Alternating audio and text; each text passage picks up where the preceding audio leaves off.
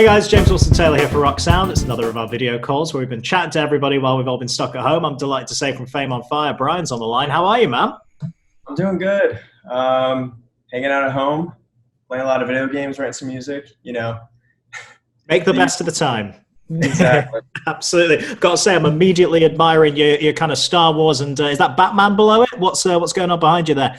Oh yeah, that's a Lego Millennium Falcon, Of course. Slave One, all those sorts of things. Yeah. Yeah, I'm sure there's been a lot of people hitting the Lego hard during this weird time for sure. Oh, dude, I built I think 6 massive sets during this. Nice. God. Why not? Yeah, good way to do it, man. Fun and kills the time. Well, let's dive into music then, though, because again, it's always nice getting to chat to people who have stuff kind of on the horizon and ready to drop and all that kind of thing. And let's start with this album that's kind of primed and ready. Let's start. A Good Place is the title. Talk to me about why you have titled this Levels.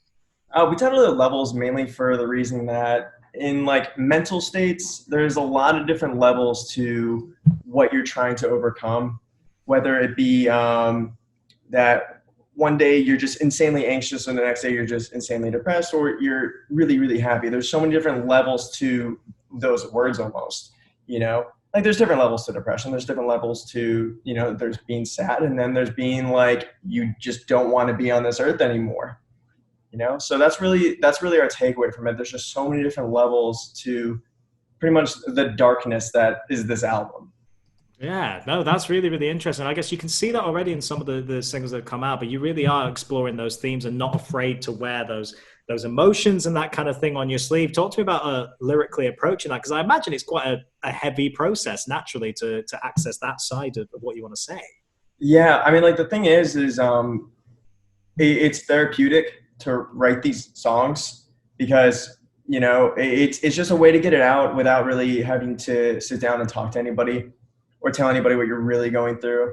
But luckily for me, I got bandmates that understand exactly who I am and understand exactly, they go through the same things that I do. Everybody's different, but they understand what I'm writing about. And so they help along with that process really well. So it's therapeutic. It's easy to talk about when it's a song. When it's just, me telling you, it's hey man, I'm really, really depressed. It's a lot harder to say than in a song. Yeah, no, makes sense. I mean, you're far from the first to kind of push that through to your art, and fair play to you do it. It makes sense to have that kind of therapeutic release like that. And again, case in point, some of these singles that come out, let's talk about Not Dead Yet, first of all, which congratulations, really, because it seems to be really catching fire in the US in particular on radio and all that kind of stuff, really picking up. Talk to me about putting that track together and I guess that fan reaction to it as well. Yeah, so that track came about, Blake literally just sang a melody. He just goes, no, no, no, no, no. And we were just sitting in the studio one day. I was like, yo, that is a great melody. We need to use that on something. And he's like, all right, well, let's write a song around it. And so we, sure enough, wrote an entire song around it. And it ended up being a song about pretty much not killing myself. Sorry about that. And, I don't know who that is. But so it ended up being a song about me not ready to give up, not ready to let go of, the world that I'm living in and almost like my mental hell. And so wrote the song, put the lyrics together, and, really just wrote it from a vulnerable position. So, yeah. And as far as the fan reception, I knew it was a good song. It's my favorite song on the album. But to hear that it's doing really, really well and see that it's doing really, really well it's really awesome to see. It's good to see that people are connecting with it. Yeah, I think that's the word, isn't it? Connecting, because like you say, it's that openness and coming from your own personal stories and not being afraid to talk about them in that way and put them into music. That seems to be a lot of what people are connecting with in the fans. And that's got to be really nice to see as well, that those feelings are kind of reciprocated and people are being able to use it in a kind of cathartic way as well. Yeah, exactly. Yeah, exactly. Nice stuff, man. Did you get a chance? I'm trying to think of the timeline. Have you had a chance to play that one live yet anywhere? No. Yeah, I was going to say, yeah. We were on tour in February to March I think it was like March 15th we got home. And we played Down, Headspace, and Her Eyes. So out of the 4 singles that are out right now, we played 3 of them live. We never played Not Dead Yet because we were like, that one's too far in advance to play live. Yeah. So we didn't really want to piss anybody off by playing songs that are all the songs that aren't released yet. Yeah, that's fair enough. That's fair enough. Keep it under the belt there a little bit. Well, in terms of the wider album, then, how was that experience for you guys putting it together? Who were you working with in the studio this time? Well, this time and pretty much every time we work, it's just us. Great. It's us and our buddy Arceus, Eric Chocanis. He helps us make all the pretty much structure out the songs and just make it come to life. He does all the the magical stuff in the background, I like to say.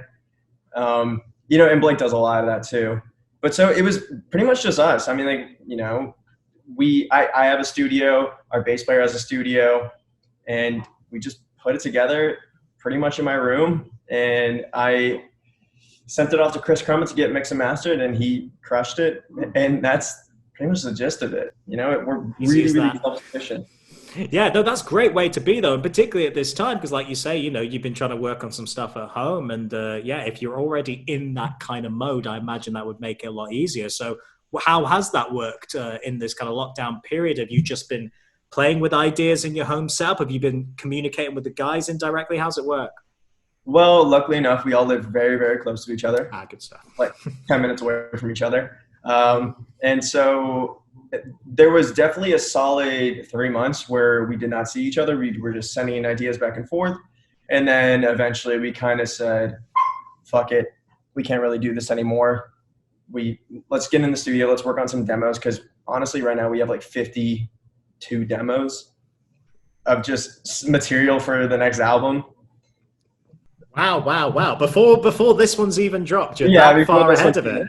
Yeah. Wow. We write a lot of music, and not everything's going to be a great song, but it's at least worth getting the idea down and listening back later because it might be good. But we have, I think, like 4 fully functioning demos. Wow. Yeah. Just from this lockdown period, or a little bit before? Yeah, just from this lockdown period. Wow, that's an achievement, man. That's pretty good going. I mean, it's been interesting talking with loads of different people about how, some people have kind of struggled to get those creative juices flowing at first or whatever. That's really great if you guys are able to kind of hit the ground running. Did it feel like an easy process for you? Getting back in, no. It does not feel like an easy process, to be completely honest. But, you do it again and you do it a couple more times and it's like, okay, we're back in our flow. We know exactly where we're going with this song. We know what we're doing with this song. We want to make a song that's different. And also at the same time, like everybody in this band writes. So we just send each other shit all day. Yeah, so, makes sense. If Blake has a complete idea, Blake will make a beat and send it to me with his vocals over it and says, what do you think about this song? And, I'm just like, this is sick.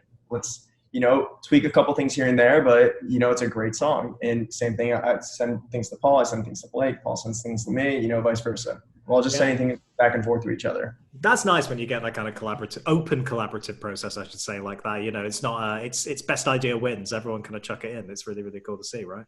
Yeah. And so, when it's like, oh, this is a great idea, it's not like, okay, we're just going to go with exactly everything you say. We all contribute to it. Yeah, absolutely. Really, really nice. That's nice. We got a furry friend there. Have we got someone coming to say hello? What's going on? You got to show off the dog. I'm never going to let anyone get away, by the way, if they've got a dog in the background. They've got to show it on camera. Oh, who's this? This is Kyto. Hi, Kyto. Oh, gorgeous. He's my little Sheltie. He's a little crackhead. It's funny how all the dogs at the minute are having the best few months of their lives right now. You must be giving so much more attention, right? Oh, yeah. He loves us being home all day. Loved it. Oh, bless. Very sweet, very sweet. Well, the other thing I wanted to talk to you about a little bit is, of course, you built quite a large audience through cover versions and stuff like so many bands have, and it's a really kind of useful tool, I think, when you take something and do it as differently as you guys have, really kind of changing up the songs in that way.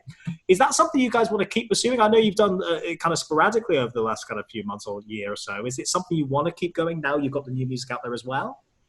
It really depends. It depends on some things. if there is a perfect song for us to cover, then we're going to cover it, you know? But it has to be almost a perfect song. It has to be a song that we can really put our spin on and, you know, keep pushing the narrative that we're trying to push. If it doesn't really fit what we're doing, then, you know, there's no reason to really do it.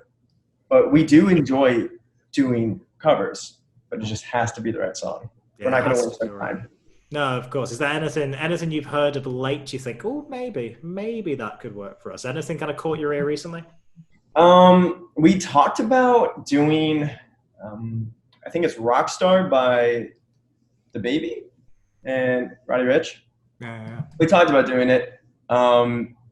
Everyone's like, not everybody, but we're kind of like 50-50 on it. We're on the fence with doing that one. It's honestly, it's probably not going to happen, but Fair enough. you know, moving forward, there's always another song that might come out and it might just be the right song. I don't feel that song was the right song though.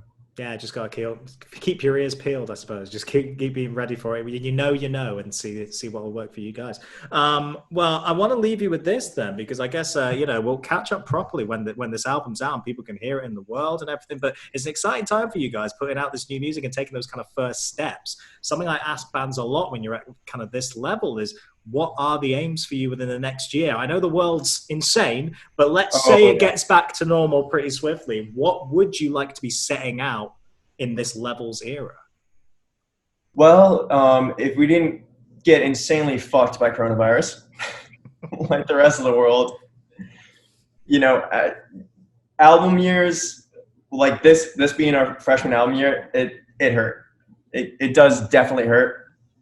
But luckily enough, we have the online presence, you know, to carry out as much as we possibly can.